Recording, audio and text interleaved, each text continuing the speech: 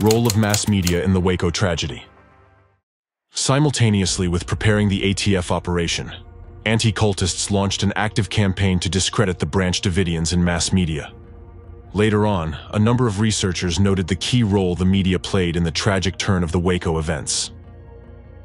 It was actually accomplices of the anti-cult movement among the media who became the main broadcasters of the anti-cultists' dark rhetoric. Through their efforts, combined with the manipulative tactics of anti-cultists, an image of members of a dangerous and sinister cult was created out of innocent, law-abiding American citizens, members of the Branch Davidians. Consequently, it was through the prism of the unreliable and defamatory information presented by the media that society, law enforcement agencies, and government officials viewed the Davidians. A significant contribution thereto was made by a local newspaper, the Waco Tribune-Herald, which actively broadcasted baseless accusations initiated by the anti-cultists.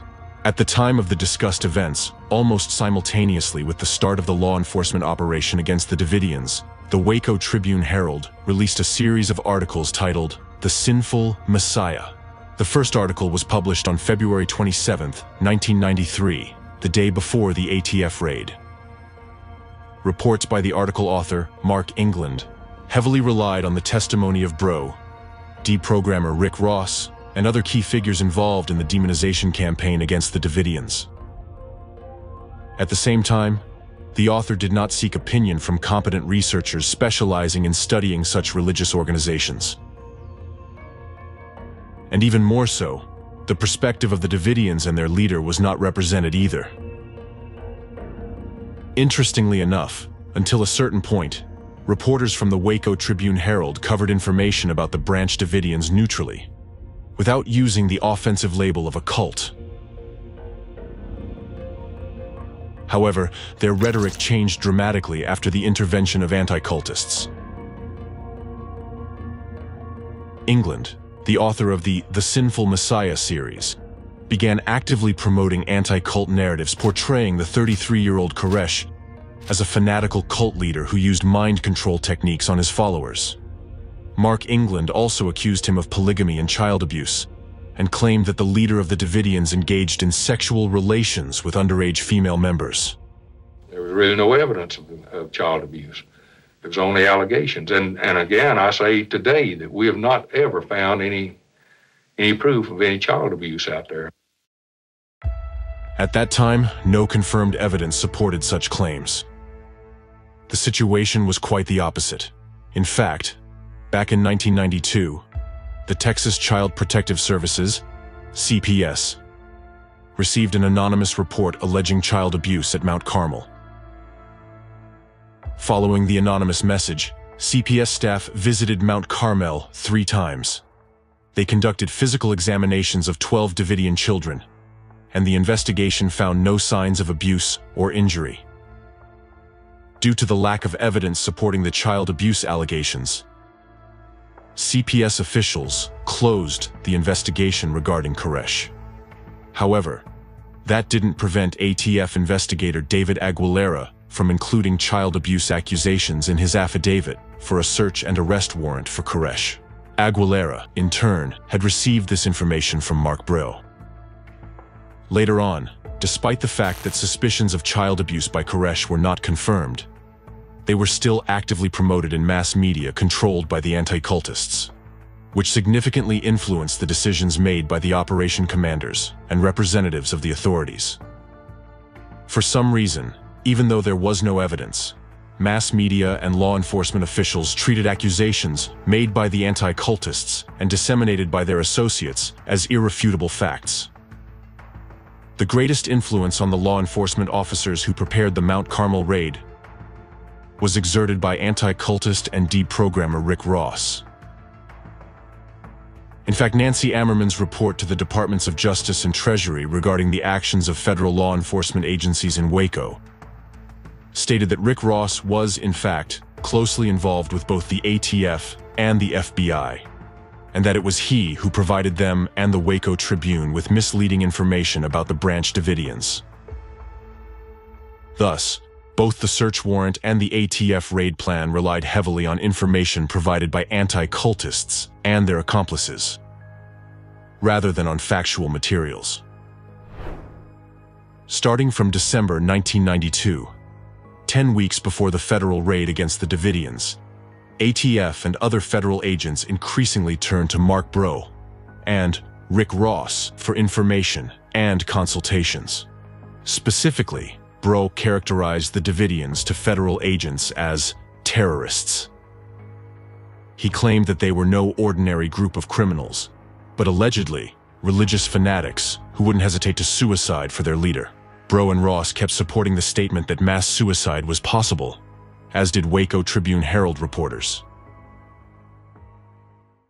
Anti-cultists and their associates demonized Koresh and the Davidians to such an extent that at the time the ATF operation began, the authorities, operation leaders, and federal agents perceived the Branch Davidians community as an apocalyptic cult in an armed camp, preparing for the final battle of Armageddon against the forces of government, which supposedly embodied satanic Babylon. They envisioned Koresh as a leader of a paramilitary terrorist group that was stockpiling weapons to start a war against the federal government. Representatives of federal authorities were convinced that the Davidians were not going to cooperate during the investigation, that they hated the federal government, were controlled by their fanatical sect leader, and would start a holy war at the very first encounter. Precisely the manipulative actions of the anti-cultists explain why the ATF agents did not consider a nonviolent way of resolving the situation. That explains why the agents refused Koresh's invitation to come in person and check the weapons and gun licenses, and why they ignored the opportunity to arrest Koresh outside Mount Carmel while conducting covert surveillance, and instead chose to employ the tactic of dynamic assault on the building where the Davidians resided.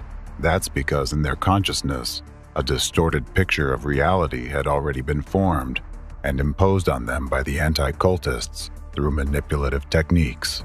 In federal agents' reality, they were going to search not peaceful civilians, but extremely dangerous criminals, whom the anti-cultists described as terrorists and suicide bombers. Without the grim and demonizing images generated by the anti-cultists, exaggerating a possible threat from the Davidians which in fact never existed, it is unlikely that the ATF would have resorted to such extreme measures.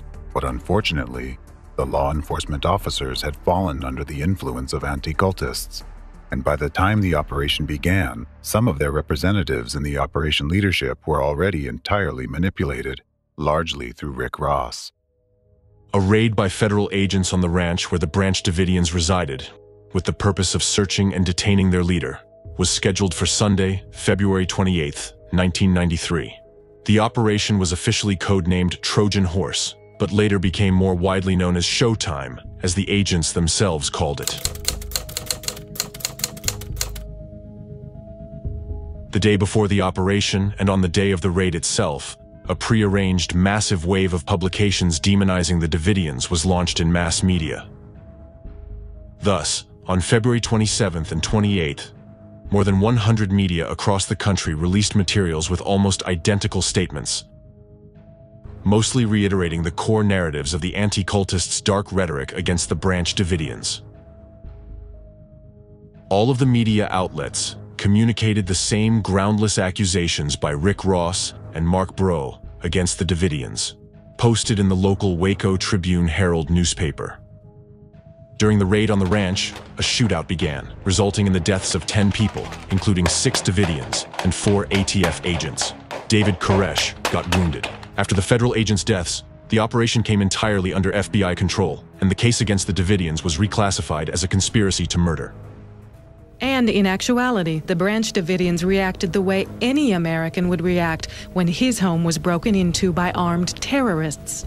They first called the police. They dialed 911. 911, what's your emergency? There are men, 75 men around our building. Okay, just a moment. In the tape recordings of these conversations, we can hear the fear and distress of Wayne Martin as he says, "Yeah, tell them there are children and women in here and to call it off." Mark Flannery. No, that's them. Okay, all right. Was another victim. A 2-year-old cult member was also shot and killed in the gunfire. And imagine you just finished breakfast and some guy dressed in a black outfit comes with a gun and shoots that member of your family. How is that going to start your day off? What kind of reaction are you as a person going to give to that person trying to come through your door? The FBI siege of the estate began and lasted 51 days. A massive number of reporters were present on the scene, and everything was broadcast live. Soon, the standoff in Waco became international news, with the whole world watching the events in Texas. Here's how the events in Waco were described by some journalists present at the scene. The FBI assembled what was likely the largest military force ever gathered against civilians in American history.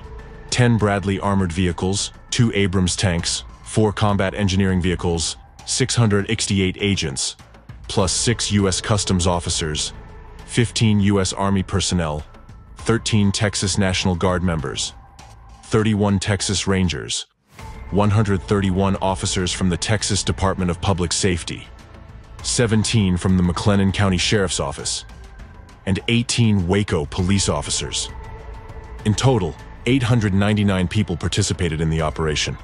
In Waco, Texas, standoff between law officers and occult members of a religious compound. Called or known as the Branch Davidians. A heavily armed religious cult near Waco. 3 helicopters, 150 law enforcement officers, some of them from the Houston area.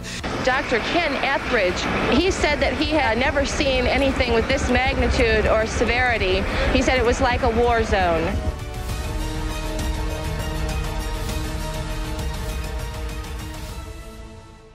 Throughout the siege, negotiations between the FBI and the besieged were ongoing, with the official goal of persuading the Davidians' leader to surrender and lead his people out. During this time, some Davidians left the building, only to be immediately arrested by federal agents. According to video records of their testimonies, everyone who remained in the building for the 51 days of the siege did so voluntarily.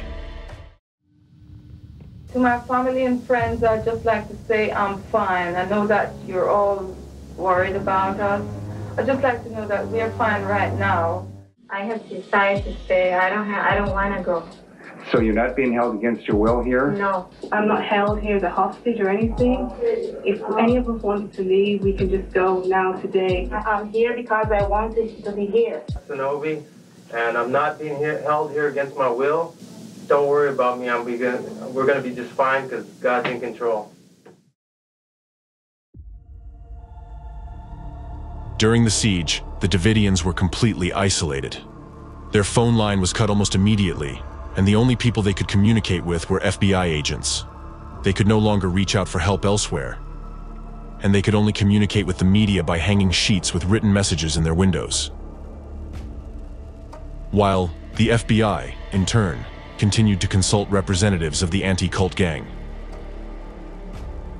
Subsequent investigation of the FBI's actions, the study of transcripts of conversations between the FBI and the Davidians, as well as data on the experts contacted by FBI and ATF agents in the Davidian case, revealed that it was the anti-cultist and deprogrammer Rick Ross, who clearly had the most extensive access to both agencies of any person on the cult expert list. He was closely involved with both the ATF and the FBI, and he was apparently listened to more attentively. At the same time, the opinions of other experts who advocated a peaceful way of resolving the situation were not accepted.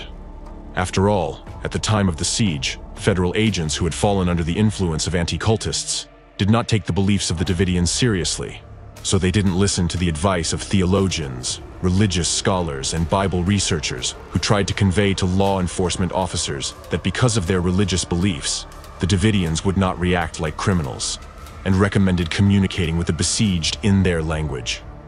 A number of experts appealed to the FBI not to use forceful tactics against the Davidians because this could ultimately lead to fatalities.